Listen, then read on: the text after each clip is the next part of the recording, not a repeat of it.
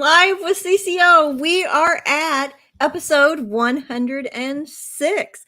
The great thing about our Live with CCO is it's a little more casual. It allows us to talk with you by you making comments. So feel free to do that. And I'll keep an eye on the comment section over here on my left. Let us know where you're coming from. As you guys remember, I used to be in Texas. Now I'm in Missouri, and I already see names that I recognize. So it's good to see you at one of our Live with CCOs. We have some frequent flyers that visit us often. Great topic again tonight. Even though it's episode 106, it seems like it gets better every single time. Ooh, Oklahoma, of course, but Bethsaida is in New York and South Carolina. And we're getting people from all of our platforms. We have our YouTube platform and LinkedIn and Facebook. Ooh, there's Carmen. She's out of Fort Worth, Texas. Skylar. Oh, wow. Great to see you again, Skylar. And Miss Zimmerman, one of my students that comes here in my office and visits with me. Great to see you again tonight. Okay, guys, let's get into the nitty gritty. This is a topic I know that my students have asked about for a long time, and it's intimidating. When you finally get your foot in the door for an interview, you've worked on your resume, you've got your credential, you're ready to go, or maybe you've had your credential and you've been working in the business and you're switching to another company. How do you make a good impression? And what are the top 5 things that you want to say for a medical coding job interview? Now, some of this stuff is standard. It's going to be able to be used for all different positions. And it's kind of a best practice when you're interviewing. But there are some unique things that I think they're important when you're applying for a medical coding job. So we'll look at it from that standpoint. But again, you can change up the thought process a little bit if you're watching us and wanting to know about 5 things to say in a job interview. Let's jump right in. The starting point. Actually, the first thing you should always do is do a little research on the company that you're looking at. And before we get started and talking about those 5 things that I want you to have under your belt, you need to research the company. I decided to use an example, say Mayo Clinic. So I did a little research myself because we got to live in Rochester, Minnesota for a year and take advantage of the Mayo Clinic. They're very, very impressive. And it is a huge health system, even though it's in a tiny little area, but they have or the Mayo organization is not just in Rochester, Minnesota, but I believe it's in Arizona. And I think the other one is in Florida, if I can't remember. You guys may have to give me a little shout in the comments and confirm where that third place is, but I do believe it's Florida. So Rochester, Minnesota, Arizona, and possibly Florida. That being said, everybody knows about Mayo Clinic. If you're really sick or they haven't been able to determine what's wrong with you, something unique and special, everybody says go to Mayo. And it's true. I was privileged to get to take advantage of Mayo, both for myself and other people in my family. Okay, Lynn confirmed, yes, it is Florida. So Arizona, Florida, and Rochester, Minnesota. So let's look at research that would have been done if, say, you have the opportunity to work for Mayo Clinic. Go in and look at their mission statement and their values. That's a great place to start. When I looked up Mayo Clinic's mission, they stated it's an inspiring hope in promoting health through integrated clinical practice, education, and research. So you think to yourself, well, what can I take away from that? My thought process absolutely drills down on education and research because that's what they're known for. So I would make a note of that, education and research. And then their vision, which is right under the statement, says transforming medicine to connect and cure as the global authority in the care of serious or complex diseases. That's why they're known for that statement. If you don't know what's wrong with you, go to Mayo. They'll figure it out. They have a primary value. Now, most companies will have a mission and a vision. They don't necessarily have a primary value, and Mayo does, and they also have a value statement. So their primary value, if you go to their website, says the needs of the patient comes first. So that would be pertinent. And most of the time when you go to marketing and get involved with companies that help you formulate your vision and plan and goals and mission for your company, they tell you to keep it short and sweet. And that is pretty short and sweet. The needs of the patient come first. So the value statement for Mayo is these values, which guide Mayo Clinic's mission to this day, are an expression of the vision and intent of our founders, the original Mayo physicians, which they were the Mayo brothers started it, and the Sisters of St. Francis. So that tells you that the Mayo Clinic system was started by physicians, and then they joined with the Sisters of St. Francis. And most of us realize that the Catholics were very involved in healthcare in around the world, but also in the United States, uh, uh, especially in the 1800s.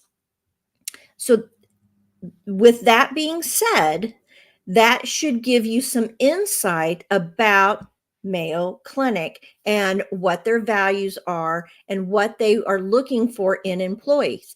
They are education and research geared.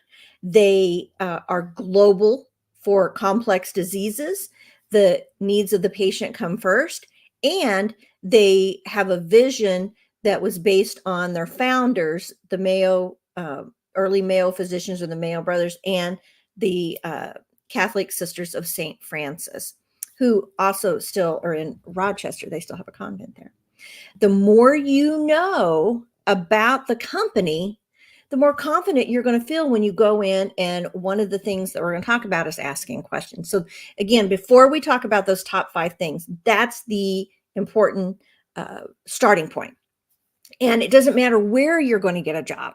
Even if you were going to get a job at a fast food restaurant, I encourage you to do some research about the place that you're going to work. Even if it wasn't going to be in the medical coding field, it shows that you've taken that extra step to find out what the job truly entails. You've done a little bit of your homework. You spent extra time, and that really goes a long way with somebody that is interviewing you. And it's all about that personal connection that you have with the person that's going to be the initial contact with the company, and when you get that interview. So let's talk about the 5 things. The number 1 is the elevator pitch. This is not easy to do. In fact, in my opinion, this is the hardest thing to do because you have to talk about yourself. And none of us really like to talk about ourselves. We may like to talk about what we do and our interests when we are in a conversation. We can even monopolize a conversation. That's easy to do. However, talking about oneself and your skill set, what you feel that you're good at, or your weaknesses, is not easy. And I would encourage you to get a little notebook. So I have a little notebook here that I'm always got these laying around. I'll keep them in my purse. I'll keep them laying around on my desk. And when I have thoughts, I'll jot them down. So I encourage you, one, get one of these or get some paper, do the research on the company that you're looking. So we'll just continue to use Mayo Clinic as an example. And now you're going to work on your elevator pitch. How do you do that? Now, to be able to do this, you have to think about yourself kind of in a I started to say retrospectively. That's not really the word I'm looking for. Kind of introflecting. You guys, if you know what the word I'm trying to say, put it in the chat. Again, you're going to have to introspective. I think that's the word. You have some introspective thoughts of what you're good at and what your weaknesses. Now, you don't want to talk. An elevator pitch is meant to be very narrow focused and simple. Yes, Laureen's on tonight introspectively. She's got it. So, crafting your elevator pitch, how to succinctly present your skills and experience in a way that captures the interview's attention. And you only have a couple minutes to do this. Remember how people will say that first impression means a lot? Absolutely. The first thing you want to do is talk about your introduction and your background. So I would, for myself, I'd say, hello, my name's Alicia Scott. I have been in the medical field for over 30 years, and I absolutely love the journey that I've been on. There you go. That's that doesn't tell all of my skills, but it piques the interest of the interviewer thinking, all right, now she's been in the medical field that long. Have you just been coding? I'd like to hear more about that. Or they may have, that of course it's going to show up in my resume. And I mentioned journey, meaning that I'm excited about changes or what path I'm going to have in front of me. So again, that's that kind of grab at the very beginning. You also want to talk about what you're passionate about.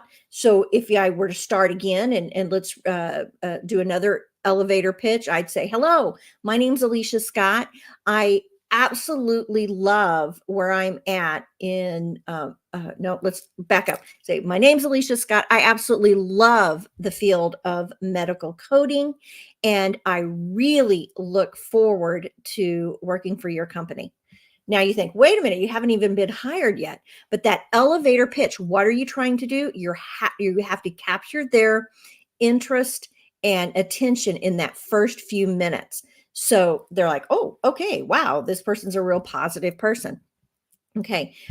You can also look at your values and say, communicate something that's unique about your personal values, maybe emphasize your strengths and attributes that you have regarding your skill set. So again, hi, I'm Alicia Scott. I'm excited to be talking to you about this position because I'm really passionate about coding. There you go. Elevator pitch, right? Absolutely grabs their attention, and then it can lead into something else.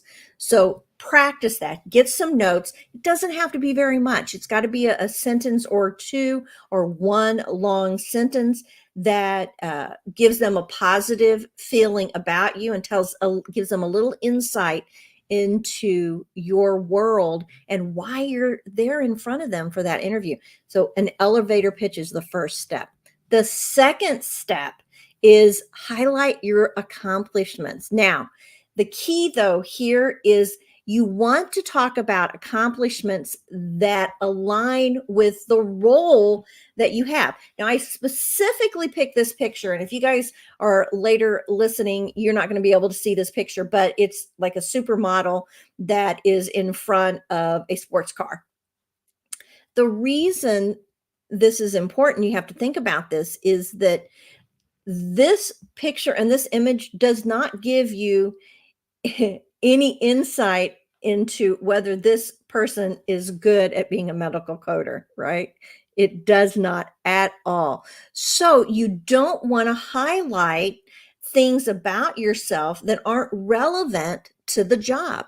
So take that notebook again, make notes at, if this is a medical coding job, say that specifically stated that they want you to do ER coding, or that it's going to be cardiology coding, or it's going to be outpatient coding or inpatient coding. What relevant skills and accomplishments do you have that are going to align with that job. You can't tell them that you've been you were the homecoming queen. Nobody cares about that, or that you got to model right out of high school and for a car catalog, or if you're a fella and you're physically fit, that you can bench press 400 pounds. That's not relevant. No, you could say something like, if they'll ask you about your accomplishments. You can say things like, you know what, something unique that I did when I was younger, everybody was learning how to type.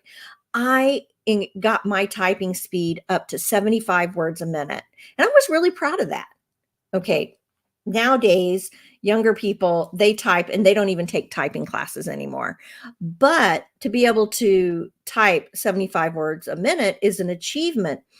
Back in the day, if you could just get to 30, that was good. How many of you guys remember having to take a typing test for an interview, at an interview? I've done that a few times. It's extremely intimidating. It was back then. Nowadays, now it wouldn't be, because we live with typing. But again, how many of you guys are old enough to remember having to take a typing test to qualify for a position?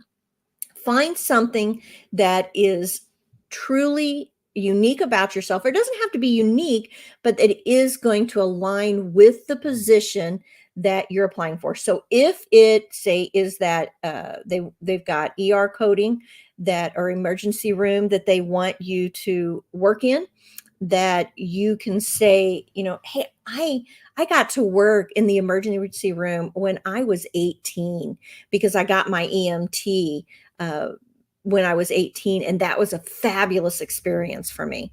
All right, that aligns. It's not medical coding, but that tells them that I have had experience in the emergency room. Or the last 3 months, I have truly focused on cardiology and picked up 6 CEUs at a conference at my local chapter, and cardiology was the topic for the lectures. And I got to meet with Dr. Feelgood, who is a cardiology specialist in our area. Something like that shows that you've been working on a skill that's relevant to that job. Taking a break real quick. If you guys don't know about our CCO Club yet, you are missing out. Little bit of a commercial here. Real easy. Jot this address down. It's cco.us/club. This is where we keep all of the slide decks, the transcripts. The CEUs are in the CCO Club, as well as conversations regarding things that we talk about. So all the conversation that we're having here will further go into the CCO Club, and people will be able to ask questions or give insight and experiences that they may have had while going on job interviews. I'm real curious, how many of you guys are already on the CCO Club, or and if you think about joining, this is the time to say, yeah, I'm curious. I haven't joined yet, but I'm going to go look. Again, we keep track of your comments and we go back and look at them. So any feedback or comments that you can give us in the chat is absolutely helpful. Moving on, passion. I said this several times. If you've watched us for any length of time, you know that we at CCO are pretty passionate about what we do. We do education full time, and we love it.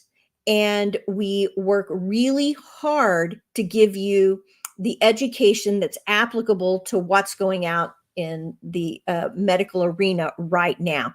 That being said, it's important to showcase that passion. So when you're in the interview, you're going to want to articulate that you are truly interested in the role that you're interviewing for. Now, you can easily do that by going and researching the company. We've already talked about that. Telling them in your elevator pitch just a little bit a highlight about yourself, and it can be leading toward that job. Like I said, I got to work as at the age of 18 in the emergency room, and it was truly a learning experience for me. And then you can say, and that really started the passion for the medical field.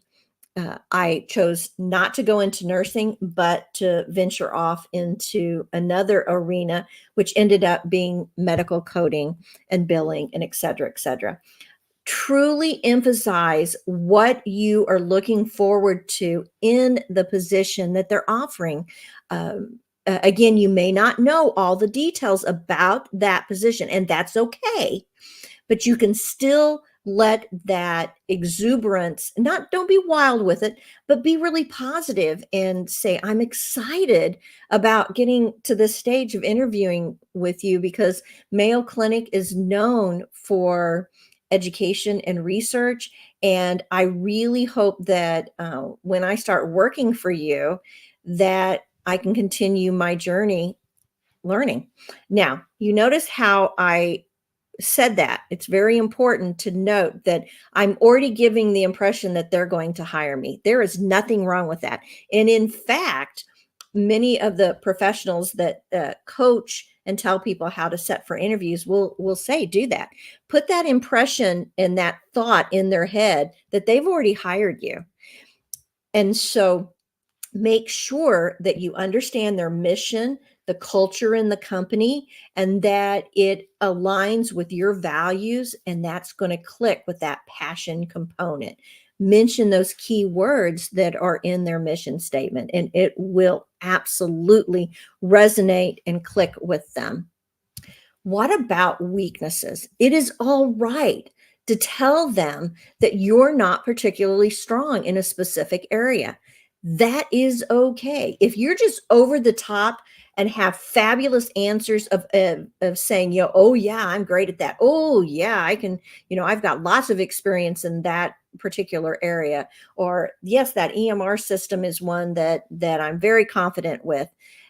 That's okay. But if you're over the top, they're going to think that maybe you're too good to be true. Now, let's talk about some weaknesses that you might have that they're going to ask you to explain. And please don't think that this is a negative, because weakness in our mind gives that connotation that you're um, less than your best. Well, that's okay, but it's really not a negative. What you're going to do is you're going to flip that negative into a positive. You're going to acknowledge any weakness that may show up on your resume.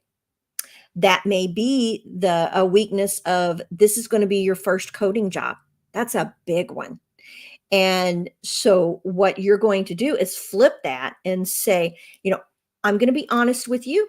This is going to be my first coding job. That's why I took the time to research Mayo Clinic, because I thought, if I'm going to get my first job, I want to be working at a facility or with an organization that I feel I can really learn a lot from. There you go. You just explained away that weakness. Why not use that opportunity to make statements that will highlight steps that you can take to improve yourself? So say, I know this is my first position, but I took the time to take an advanced coding course after I got certified, and I'm going to mention our AMC AA course, our advanced medical coding course, and Jesus may pop that up there, but it gives you advanced training in cases through all body systems. So you can tell them, I know this is my first job in coding. You saw that my background is going to be beneficial to what I'm doing, but I'm hoping that you'll be willing to take a chance on me, because I know that I'm going to be able to learn in this position, and I've taken every opportunity to improve myself so that I'll be able to hit the ground running once you've trained me. Again, it is okay to talk about your weaknesses, share any success stories that you have, that you've overcome challenges where it may be, I know this position is for ER coding, and I've not done ER coding, but I had the opportunity to work in anesthesia for 2 years, and I didn't know anything about anesthesia, and it took me only a month to be able to grasp the concepts that were unique to anesthesia. And I learned so much while I was there. That tells them that you're eager to learn, that you are trainable, and you overcome something that would be a challenge. So link those weaknesses to personal developments, just like I mentioned with the anesthesia. I learned so much working with anesthesia. I really want to pursue another area. And this is a great opportunity for me to be able to do that and broaden my coding skills. Now, one of the examples, the reason I put a calendar up here is because a weakness for some employers is to see a big gap in lack of employment. And when I was teaching in a college some years ago, I remember a student that came in, and we made them come in and do mock interviews before they went out and did their first interview. And she said, "I'm really concerned because I right out of high school, I got married, I had my children, and I didn't work." And so she said, "I stayed home with my children. I had 2 children. They went once they got into school, I decided to start training. That's why I'm in college right now. And how are they gonna what are they gonna say about that 5-year gap when I never worked?" And um, unfortunately, I wasn't the one that gave her this advice. It was one of the people sitting next to me, and which I thought was brilliant. She said, "That's not a bad thing. You be upfront and honest, and you tell them that I was privileged to be able to stay home with my children. My husband had a very, very good job. It allowed me to stay home. I was able to do that until they entered school. And then I decided to go to college and invest in a career that I found pretty exciting. And now I'm ready to hit the workforce. And I'm excited to be working with you." She said, "Don't think that that's a negative. That's a positive that you were able to do that in your life." So just flip those weaknesses. And what you may need to do is to get your little notebook out and talk about it and write out the ways to flip a negative into a positive, or a weakness into a positive. It's going to be beneficial. Ask questions. Now, I have to tell you that I've interviewed people before, um, but a little hint, what you may not know, is that sometimes the person interviewing you is not skilled at interviews. Some are, and some are not. And they're really uncomfortable. And they're given by their supervisor or their manager a list of questions to ask you, and then to give their opinion of you to other people before they maybe send you in for a second interview. That being said, you want to have really good questions. At the end of the interview, they're going to say, "Do you have any questions for me?" You never want to say, "No, I think you've answered all my questions," because that doesn't set you apart. You need to ask a question, at least one. And the best way to think of this is highlight the importance of something about the company, showing that you've researched them again. Show them that you are a team player, and demonstrate that you are really interested in that job. So let me give you some examples. Say, for example, uh, when I start working, will you be my supervisor, or will there be somebody else that will be my supervisor? You've just made a personal connection with that person. And they'll say, yes, I actually will be your supervisor. And you've already had this connection with them. And that means when you start work, you'll feel that'll be the first person in the company you may know is the person that actually interviewed you. Or they may say, no, we're going to have you working in the the ER coding, and Margaret will be your supervisor. And then you can say, oh, that's great. Okay. You could even further say that does Margaret, is that department pretty large? How many coders do you have coding ER right now? And they'd say, well, we have two. Okay. And you'll be the third. And then they'll open up and start telling you why do they need to hire another person. You get a little bit of insight into what's going on. Laureen said, what are some immediate projects you would want me to start on if I got hired?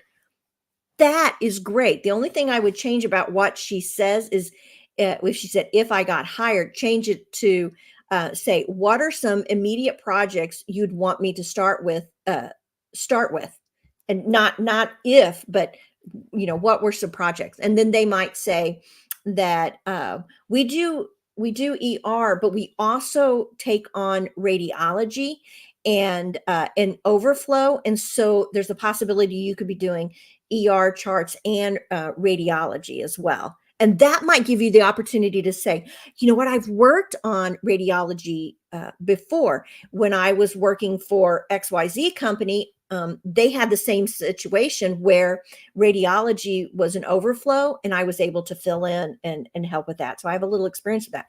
Any way that you can plug experience is good, but you want to set yourself apart. Look at this picture of a bunch of rocks. They all look the same, more or less.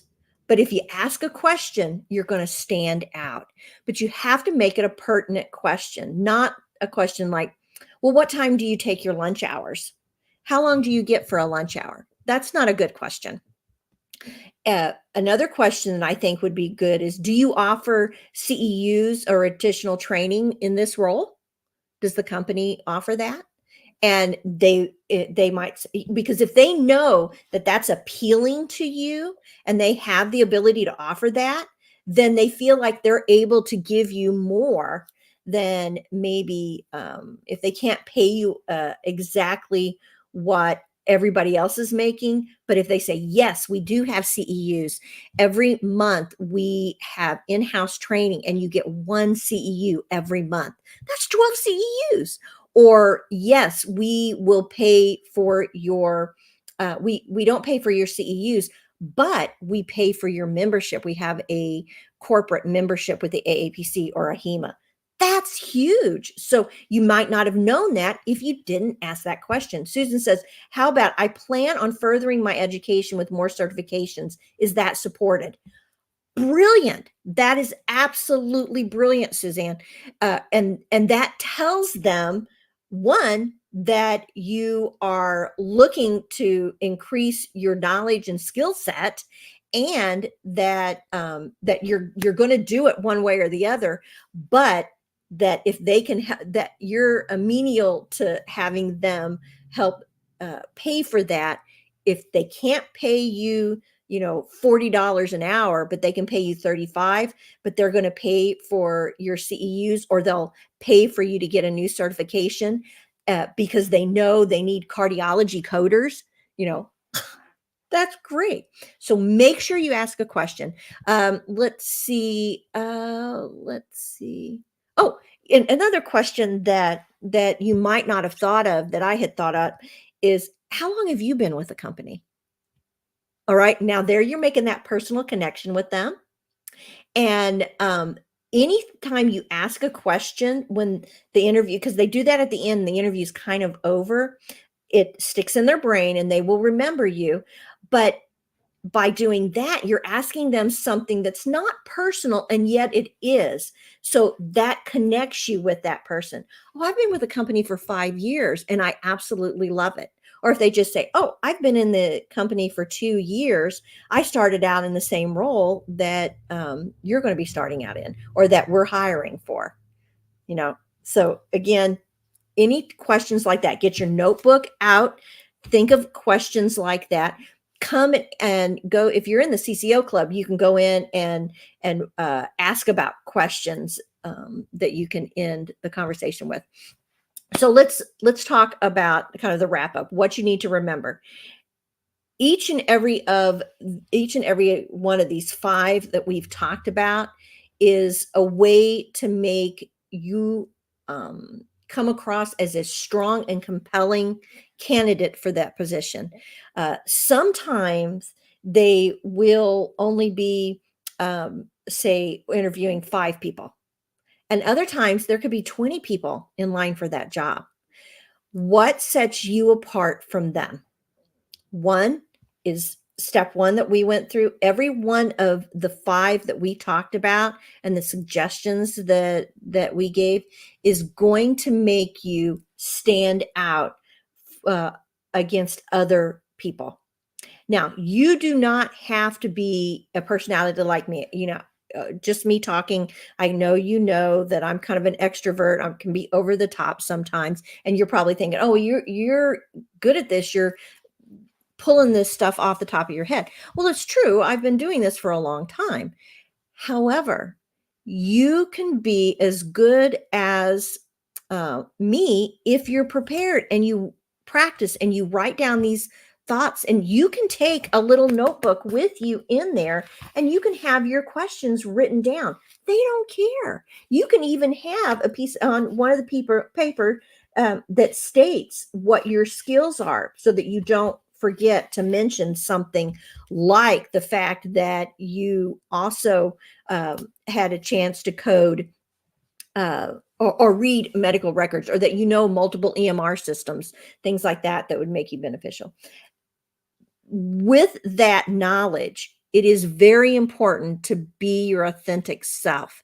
Don't try to be somebody else. Don't try to act like me when you're in there if that's not your personality. They truly want to know what your personality is like and how you will fit in with the group that they have in that department. A couple things that I learned from my local chapter, where we had a director come in that had worked her way up, and she's done a lot of interviews. And she made some comments I would not have thought about, but as simple as surprisingly, she said, if that person that's coming in has on their resume that they've ever worked fast food, she said, that person's appealing to me, because I know that they've had to get along with people.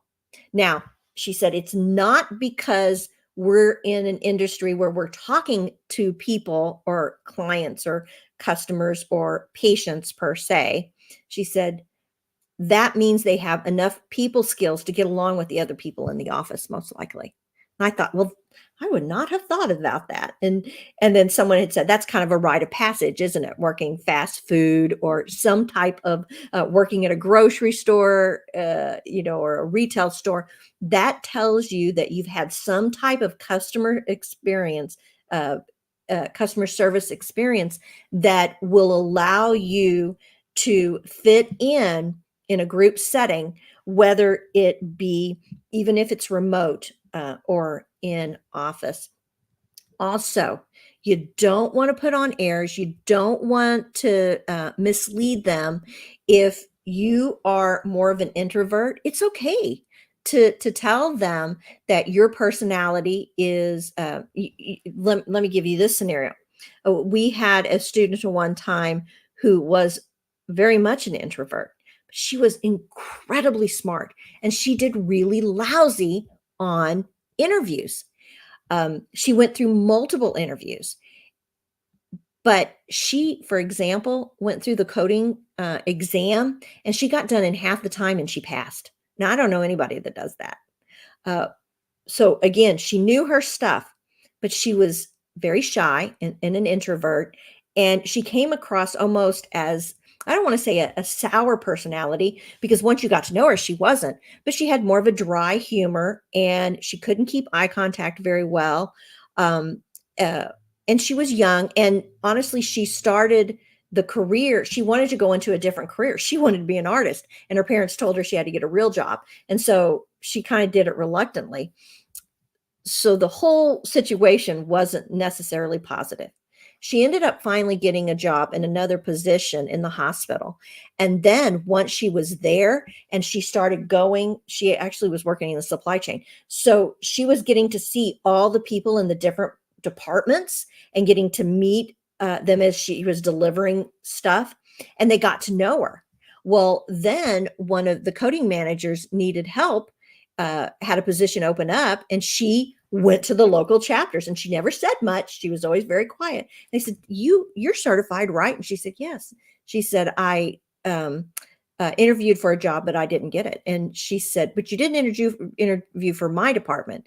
And she said, if you're interested, she said, I'd like for you to do XYZ. And she came in, she interviewed her. So they kind of knew each other because of the local chapters. And she got the job. And within 3 years, she was way up on the top.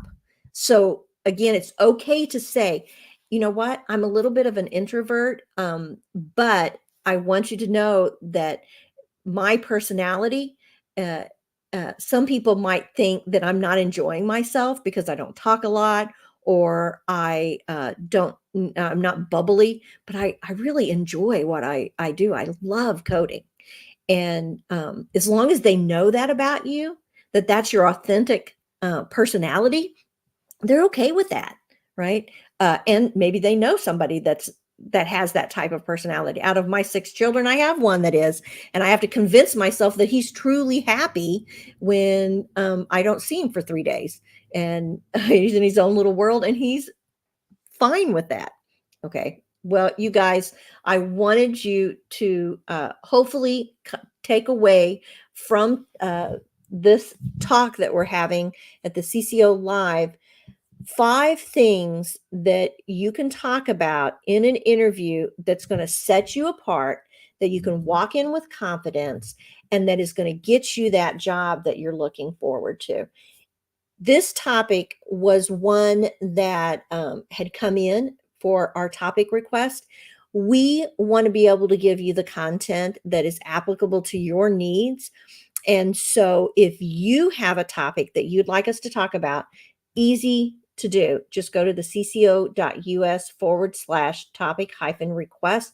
Let us know what your thoughts are. You can give a brief description or an in-depth description, and we will unpack that for you, and we'll do the research, and we will deliver it. And then you can watch us on our CCO Live. We may say this is a great topic for our CCO Club or our students. And if you're in the club, you get to look at all of that, and you can come back and look at it whenever you want. And you get to see the transcripts, and you get to see the slide deck that we create for those topics. So I encourage you to do that. Not only does it help us, because as I always say, guys, if you let me pick the topic every time, we're going to talk about diagnosis, coding, disease process, and ICD-10 and risk adjustment, because those are my loves. And I don't want you to get bored with that.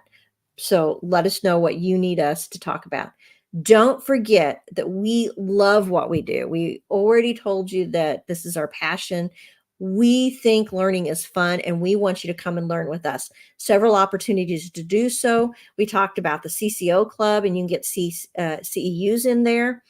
You can get exclusive education that we don't allow out into the general public. We also have multiple courses that you can see. Just go to cco.us and you can look at the courses we offer. We have a fabulous new advanced coding course that Jesus already put up in the link. But guys, we also have some ancillary courses that would be very beneficial to you if you're already certified, or maybe you're thinking. We have pathology, we are pathophysiology, we have pharmacology, we have medical terminology and anatomy, to just name a few, and got some more coming out in the near future.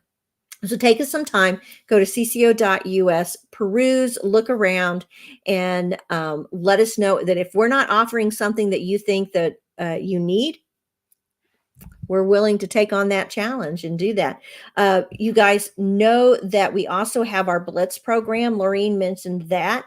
The 2024 Blitz that Laureen created. Well, the Blitz is part of the BAT technique that she created back in 1999. But maybe you're ready to look at another credential, and you're already really good with the coding, but you just need a little bit of help. Or you've been coding, but you haven't gotten certified, and you think, I think I can do it. That's what the Blitz is for. You can take one of our free practice exams to see where you're at, whether you need to take a full course or where you might be. We just had someone ask in our forum in the CCO Club today about our risk adjustment course, the CRC course that we offer. And they were able to do risk adjustment coding for a few months. They were a CPCA and wanted to know, hey, can I take the Blitz, or do I need to take the full course? And Darcy, one of our coaches, said, you know what? Go take our free practice CRC exam. If you can pass that, do the Blitz, and it will give you that extra information you need. If you can't pass that course or that practice exam, then you know that you need to take the course, because risk adjustment is more than just ICD-10. There's a lot of business side of it that you need for the credential. We're here to help you. You guys, let us know what you need. And don't forget to share. You can share on the platforms, the Facebook, YouTube, and LinkedIn. Tell your friends and your peers and your colleagues about CCO. That's how we do our advertisement, is by word of mouth. All right, guys, thank you very much, and we'll see you next time.